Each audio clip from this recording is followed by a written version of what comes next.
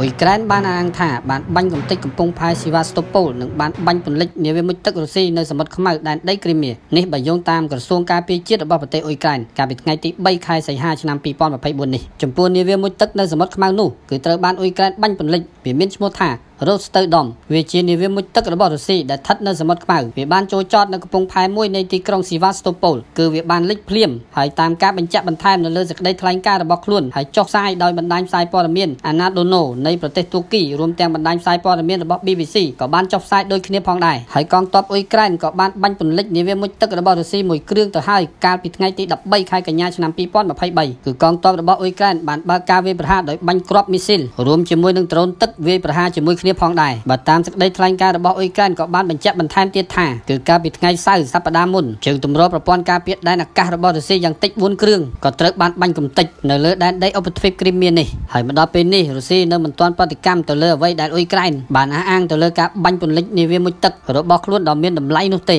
េតែចំពោះអ៊ុយក្រែនវិញគឺបានបញ្ជាក់ថានាវាមុជទឹកនោះគឺបានលិចក្នុងសមុទ្រខ្មៅរួចទៅហើយចំពោះមន្ត្រីចារកម្មរបស់អង់គ្លេសបានធ្វើការកត់សម្គាល់ថាចាប់តាំងពីខែកញ្ញាឆ្នាំ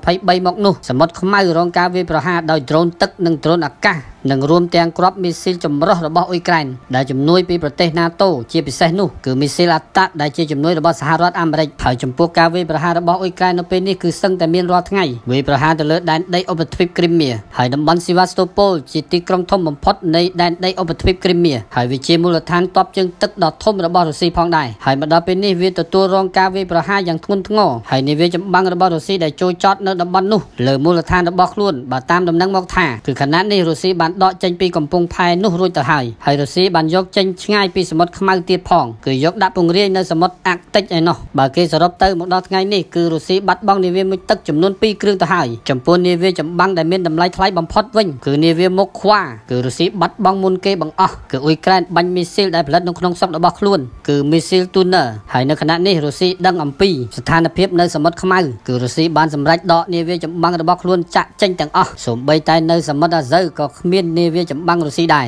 រហើយនេះបើតាមការអះអាងរបស់ចារកម្មនៃប្រភពនៃប្រទេសអ៊ុយក្រែនបើតាមការកត់សម្គាល់ក្រោយពេលអ៊ុយក្រែនទទួលបានគ្រាប់មីស៊ីលរបស់ប្រទេសពួកប្រចាំលោកមកគឺមីស៊ីល Storm Shadow របស់ចក្រភពអង់គ្លេសនិងបារាំងមីស៊ីលអាតាប់ដែលជាជំនួយរបស់សហរដ្ឋអាមេរិកគឺអ៊ុយក្រែនប្រើប្រាស់យ៉ាងមានប្រសិទ្ធភាពបំផុតក្នុងការវាយលើគោលដៅយោធាជាច្រើនរបស់ប្រទេសរុស្ស៊ីនៅក្នុងសមុទ្រខ្មៅនេះចុងក្រោយនេះអ៊ុយក្រែនប្រើមីស៊ីលអាតាប់មីស៊ីលចុងក្រោយរបស់សហរដ្ឋអាមេរិកបាញ់ចូលទៅសមុទ្រខ្មៅនិងដែនដីឧបទ្វីបគ្រីមៀរហូតដល់បាញ់ចំប្រព័ន្ធការពារដែនអាកាសរបស់រុស្ស៊ីគឺប្រព័ន្ធការពារដែនអាកាស S300 S400 រហូតដល់ S500 របស់រុស្ស៊ីទៀតផងដែលបណ្ដាលឲ្យមហាអំណាចរុស្ស៊ីនេះបាត់បង់នៅឧបករណ៍សង្គ្រាមដ៏មានតម្លៃនេះរហូតដល់ចំនួន16គ្រឿងហើយនេះជាការបញ្ជាក់ពីសេនាធិការកងទ័ពអ៊ុយក្រែនស្របពេលជាមួយគ្នានេះដែរកងទ័ពអ៊ុយក្រែនបានអាងថាប្រព័ន្ធកាយរណបស៊ើបការរបស់រុស្ស៊ីនៅលើដែនដីឧបទ្វីបគ្រីមៀក៏ត្រូវបានបាញ់កំទេចផងដែរមិនតែប៉ុណ្ណោះស្ថានីយ៍ស្តុកប្រេងឃ្លាំងស្តុកគ្រាប់របស់រុស្ស៊ីលើដែនដីឧបទ្វីបគ្រីមៀក៏រងការវាយប្រហារប៉ុន្តែចុងក្រោយនេះអ៊ុយក្រែនបានបាញ់គ្រាប់មីស៊ីលអាតាប់ចូលទៅក្នុងដែនដីឧបទ្វីបគ្រីមៀនេះបែរជាគ្រាប់មីស៊ីលអាតាប់មួយគ្រាប់បានធ្លាក់នៅឆ្នេរសមុទ្រគ្រីមៀប៉ះចំទេសចរដែលស្ថិតនៅតំបន់នោះបានសម្លាប់កុមារដល់ទៅ4នាក់ដែលនេះជាការបញ្ជាក់ពី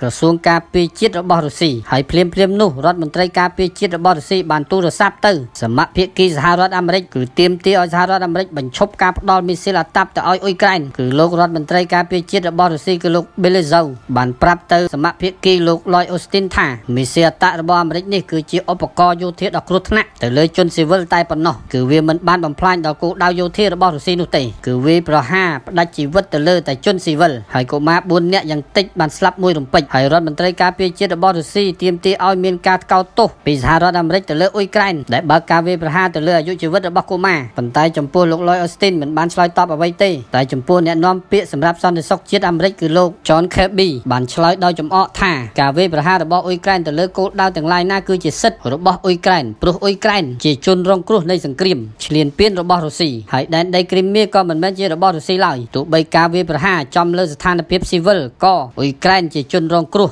គ្រាន់តែវាប្រហារដើម្បីការពារខ្លួនរបស់គេហើយលោក John Kirby ក៏បានបញ្ជាក់បន្ថែមទៀតថាសហរដ្ឋអាមេរិកបានរឹតបន្តឹងរួចទៅហើយមិនឲ្យអ៊ុយក្រែនបើកការវាយប្រហារតែទៅលើទឹកដីនៃប្រទេសរុស្ស៊ីតែប៉ុណ្ណោះចំពោះការប្រើប្រាស់មីស៊ីលអត្តដែលជាជំនួយរបស់សហរដ្ឋអាមេរិកផ្ដល់ឲ្យអ៊ុយក្រែនចំណែកការវាយប្រហារដទៃទៀតឲ្យតែក្នុងទឹកដីរបស់អ៊ុយក្រែនគឺជាសិទ្ធិរបស់អ៊ុយក្រែនហើយចុងក្រោយនេះរដ្ឋមន្ត្រីការពារជាតិរបស់រុស្ស៊ីគឺលោក Belezov បានប្រាប់ទៅប្រទេសពួកប្រចាំលោកថាអាវុធរបស់ពួកប្រទេសប្រចាំលោកកំពុងតែសម្លាប់ប្រជាជនរុស្ស៊ីហើយតែទោះជាយ៉ាងណាក៏ដោយពួកប្រទេសប្រចាំលោកមិនស្ដាប់ការតវ៉ារបស់រុស្ស៊ីឡើយហើយពួកប្រទេសប្រចាំលោកបានប្រាប់ទៅរុស្ស៊ីថាទីក្រុងមូស្គូគួរតែមើលវិញទៅជនជាតិអ៊ុយក្រែនប្រជាជនអ៊ុយក្រែនកុមារអ៊ុយក្រែនដែលរងការវាយប្រហារថ្មីនេះដោយគ្រាប់មីស៊ីលរបស់រុស្ស៊ីកំទេចមន្ទីរពេទ្យដ៏ធំមួយរបស់កុមារស្ថិតនៅក្នុងរដ្ឋធានីគៀវនោះដែលនេះជាអំពើអក្រិតកម្មរបស់រុស្ស៊ីទៅហើយតើរុស្ស៊ីចេះទទួលខុសត្រូវចំពោះរឿងនេះដែរឬទេពួកប្រទេសប្រចាំលោកបានថ្កោលទោសខ្លាំងណាស់ដែលរុស្ស៊ីបើកការវាយប្រហារចំមន្ទីរពេទ្យកុមារស្ថិតក្នុងរដ្ឋធានីគៀវនោះនៅក្នុងកិច្ចប្រជុំកំពូលនៃអង្គការយោធា NATO ដែលធ្វើឡើងនៅទីក្រុង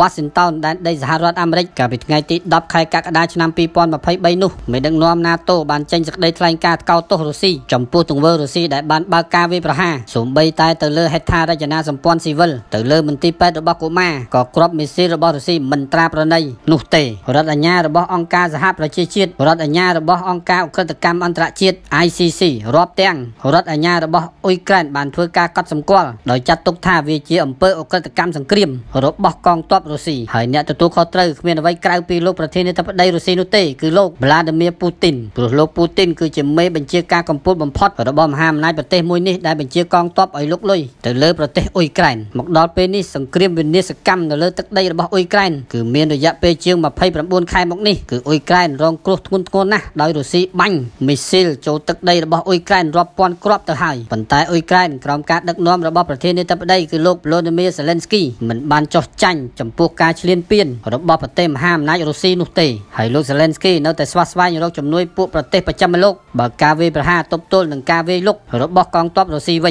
ញហើយចុងក្រោយនេះប្រទេសអង់គ្លេសដែលប្រកាសមុនគេគឺបើកសិទ្ធឲ្យអ៊ុយក្រែនបើកការវាយប្រហារគឺអាចប្រើប្រាស់អាវុធអង់គ្លេសទាំងអស់បើកការវាយប្រហារគឺអាចបាញ់ចូលទៅខាងក្នុងនៃទឹកដីរបស់រុស្ស៊ីដោយមិនរើសនោះទេទោះបីជំរឿណាក៏ដោយនោះចំណែកសហរដ្ឋអាមេរិកក៏បើកសិទ្ធឲ្យមានការបើកការវាយប្រហារគ្រាប់មីស៊ីលរបស់អាមេរិកចូលទៅខាងក្នុងនៃទឹកដីរបស់រុស្ស៊ីផងដែរតែនៅតាមព្រំដែនជាប់នឹងអ៊ុយក្រែនតែប៉ុណ្ណោះនៅក្នុងបរិបទសង្គ្រាមនិងចំនួនកំពុងតែតានតឹងខ្លាំងនៅក្នុងតំបន់ដើមបូព៌ារដ្ឋមន្ត្រីការពារជាតិអាមេរិកបានបញ្ជាឲ្យបន្ថែមចំនួនយន្តហោះចម្បាំងនាវាចម្បាំង